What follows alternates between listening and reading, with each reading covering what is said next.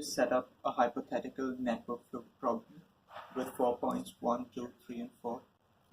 The principle behind this problem is that the inflow at each point should be equal to the outflow at that point, and the inflow in the network as a whole should be equal to the outflow in the network as a whole.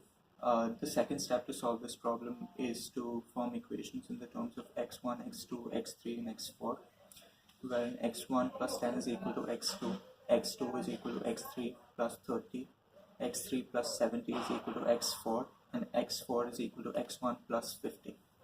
And again, the critical thing is that each node must be balanced. So to formulate this, if there was another problem, you would just have to look at the arrows pointing in and the arrows pointing out and making sure that the equations there would be equivalent. With this particular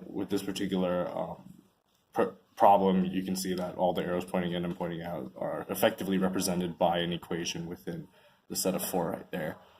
Within this problem, if you wanted to rewrite it as a matrix, you could.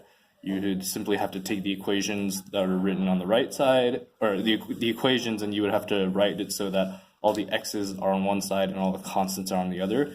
That would effectively create something similar to ax equals b notation, where b would be the set of constants, or a vector of constants on the right.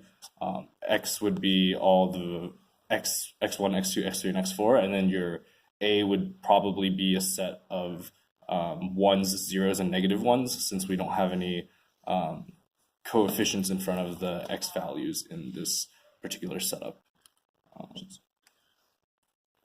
So after that, you can solve for each variable through row reduction, and then you could figure out which of these particular variables are basic or free.